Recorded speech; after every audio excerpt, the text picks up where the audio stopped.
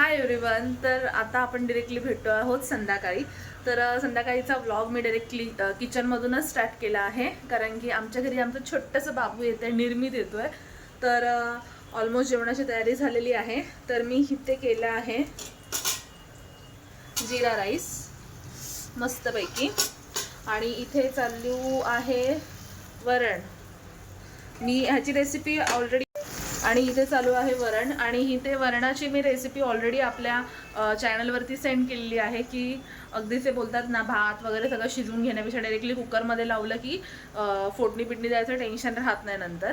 So आता इथे मी just basic गोष्टी आहेत त्या आपल्या ज्या आपण वरण बनवताना करतो त्या केलेल्या आहेत. आणि इथे माझं पीठसुद्धा मळून झालेलं आहे. देते. तर आता पुढची प्रोसेस करूया. सो आता इथे मी बनवते दम आलू. हे छोटे छोटे आलू मी कट करून घेतलेले आहेत, म्हणजे ह्याला पील करून घेतलेलं आहे छानपैकी, आणि स्वच्छ पाण्यात धुवून काढलेलं आहे त्याला. आणि ह्याला प्लस मी असं हे पण केलेलं आहे, चमचेच्या साहाय्याने छोटे छोटे होल मारून घेतलेले आहेत. आणि आता आपल्याला हे फ्राय करून घ्यायचे आहेत. आता ह्याच्यामध्ये मी मीठ, हळद आणि लाल तिखट थोडंसं लावून त्याला फ्राय करून घेणार आहे. तर आता इथे मी मस्तपैकी मसाला लावून घेतलेला आहे, आणि ह्या साईडला तेल गरम होत आहे. तर मी सगळे एकत्रच टाकणार आहेत.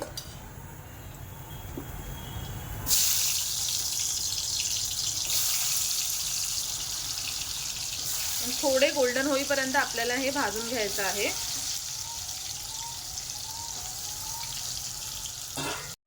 तर आता इथे आपले ना हे मिनी पोटॅटो थोडेसे गोल्डन होत आहेत. काही झालेत आणि काही नाही झाले, त्याच्यामुळे सगळं प्रॉपर हे करून घ्यायचं. ह्याच्यामध्ये ॲटलिस्ट 50% तरी पोटॅटो कुक होऊन जातो आपला व्यवस्थित. त्याला आणि झाकायचं वगैरे नाही आहे.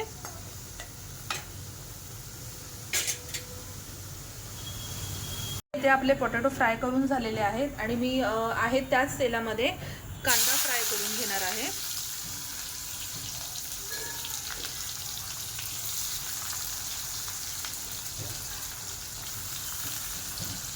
कांदा पण थोडा गोल्डन होईपर्यंत आपल्याला भाजून घ्यायचा आहे.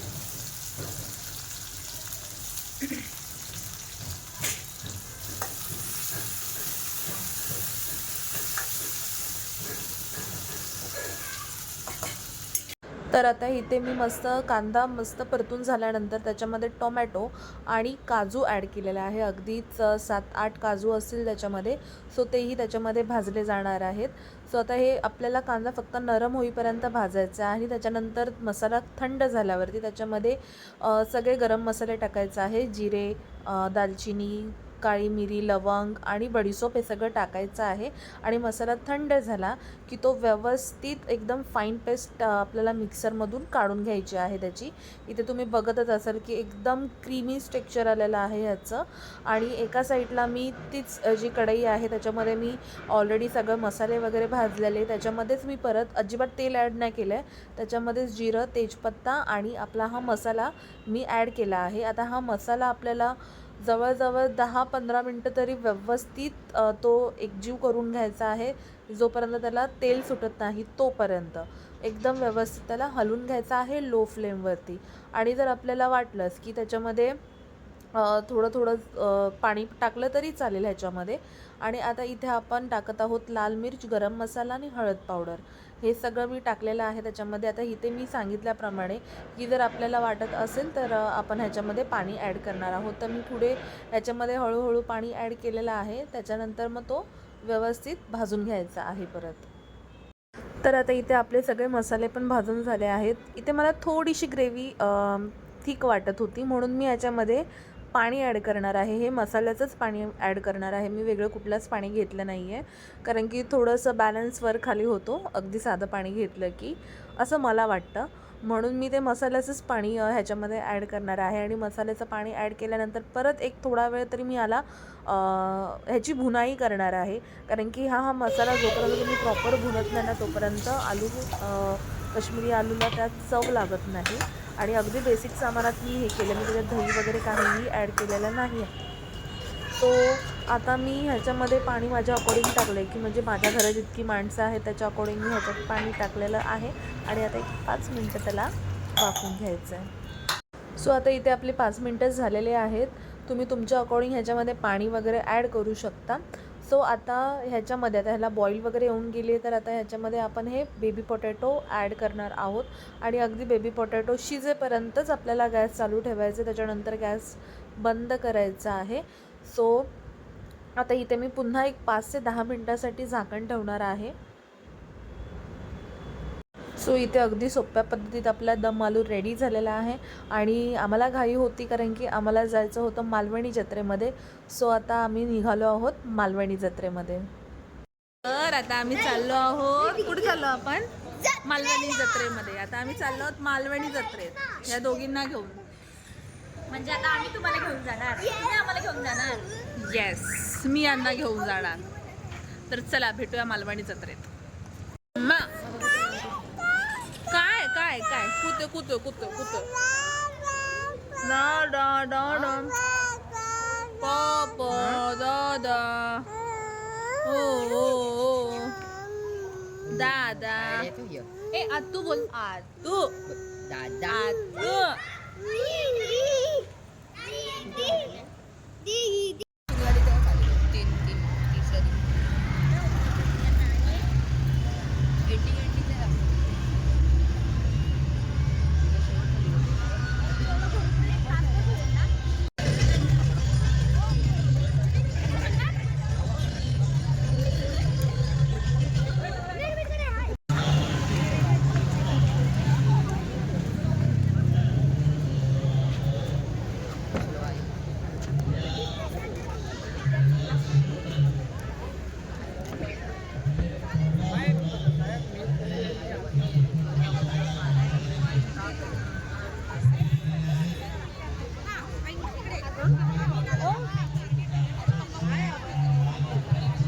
सो फायनली आम्ही पोचलो आहोत मालवणी जत्रेमध्ये आणि शनिवार असल्यामुळे खूपच गर्दी होती कारण की दुसऱ्या दिवशी जत्रा संपणार होती आणि आम्ही पण हो नाही म्हणून जाणं टाळत होतो.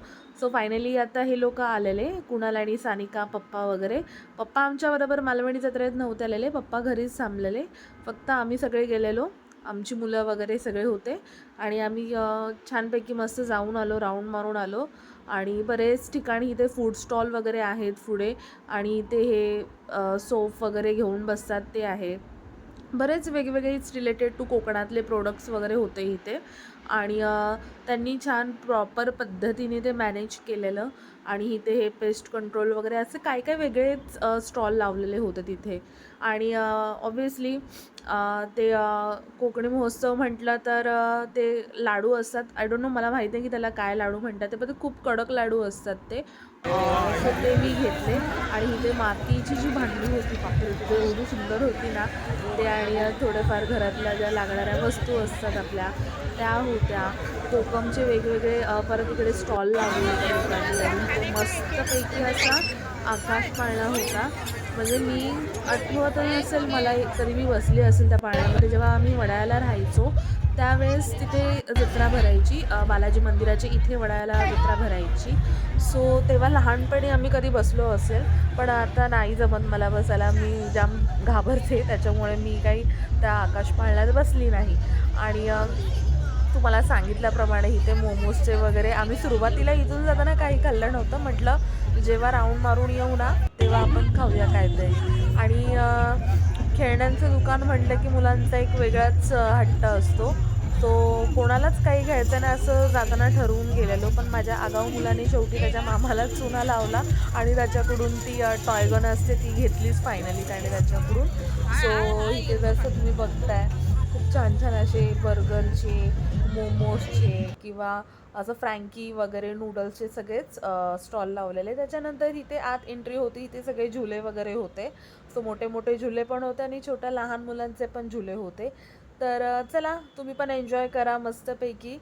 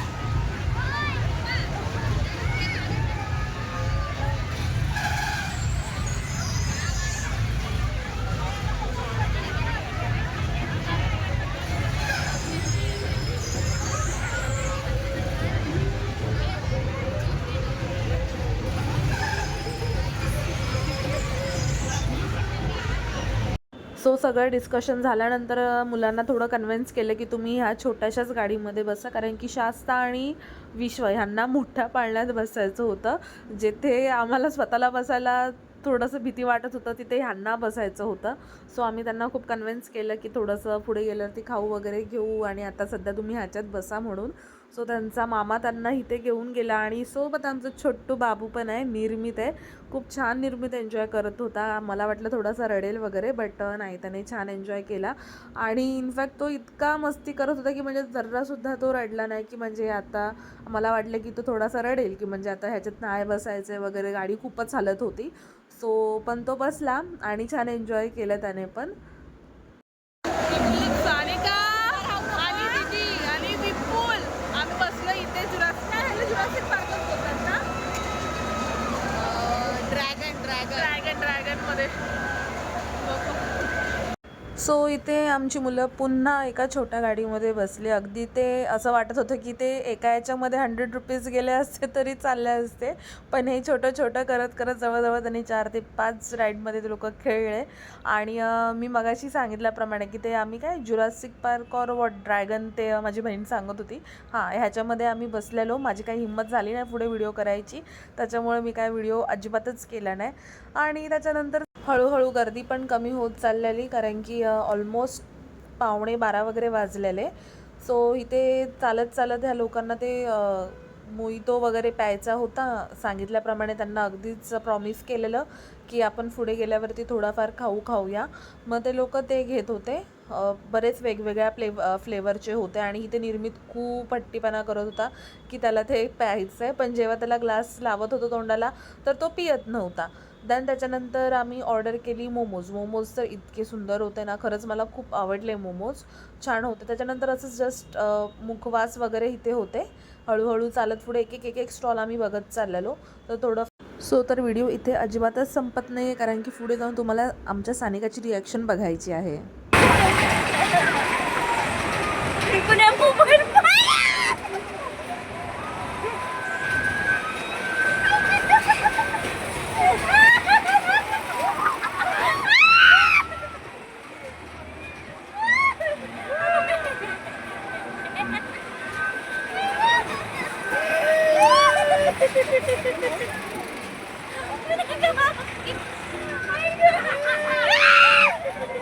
सो तुम्हाला हा व्हिडिओ कसा वाटला मला कमेंट सेशनमध्ये नक्की कळवा, कारण की जरी 11:15 झाले तरी मुलांचं खेळणं काही संपत नव्हतं.